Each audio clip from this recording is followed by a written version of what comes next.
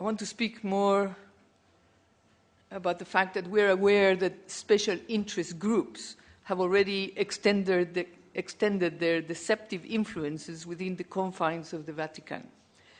They are purposely and erroneously persuading some members of the hierarchy of the Catholic Church into accepting brain death as true death.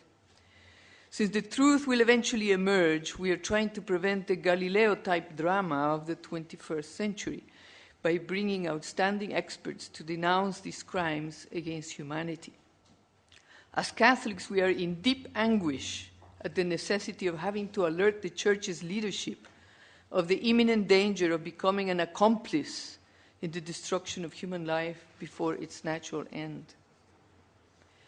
The recent International Congress on November 7, 2008, entitled A Gift for Life, was organized by the Pontifical Academy for Life, the World Federation of Catholic Medical Association, in collaboration with the Italian National Transplant Center, the World Health Organization, and the pharmaceutical giant Novartis. The conference took place within Vatican property and was sponsored in collaboration with the entities that comprise special interest groups that are involved in the profitable international marketing of human organs, as well as embryonic stem cell research, artificial birth control, and abortion worldwide. Additionally, the scientific committee was composed in its majority of individuals who are actively involved in the billion-dollar business of organ transplantation, as presidents of European and Italian transplant societies, a Catholic bioethics center from the USA aggressively in favor of the farming of human organs, the Transplantation Society of Canada, and others of similar ilk. It is to be expected from such a group that they would have concluded that brain death is true death. Similarly, a conference of abortionists would also conclude that human life is not present in the mother's womb, and that abortion is not a heinous crime.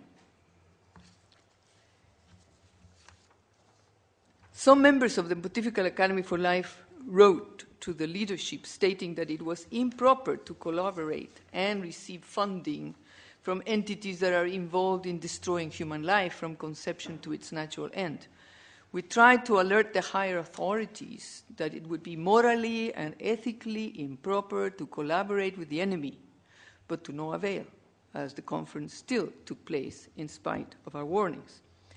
By sponsoring such a conference with high authorities of the international transplant business, the Catholic Church runs the risk of being accused of terminating the life of a donor to extend the life of another.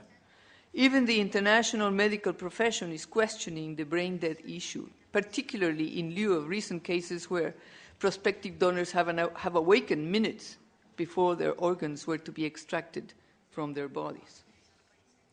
Collaborating with entities such as the World Health Organization or pharmaceutical giants involved in scientific research and practices that are contrary to the moral teachings of the Catholic Church is contrary to sound reason.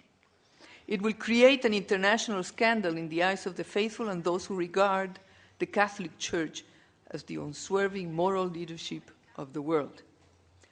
While we agree that life is a gift from God, there is no difference between killing an innocent human life within the mother's womb and killing an innocent human person outside the womb before its natural end.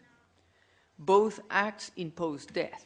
It is common knowledge today that unfortunately both abortion and the harvesting of vital organs have become billion-dollar businesses. In the past, the pro-abortion forces used false litanies to convince the public and legislators that legalizing abortion would diminish the back alley abortions that often ended in the death of the woman due to the unsanitary conditions of the procedure. History has proven that the legalization of abortion is responsible for the proliferation of abortion to unprecedented proportions. History could easily repeat itself regarding organ transplantation if the leadership of the Catholic Church does not stop collaborating with gigantic special interest groups who promote the culture of death. It is no secret to the transplant organizations that if the Catholic Church would endorse, encourage, and promote organ transplants worldwide, the trafficking of human organs will multiply to no end.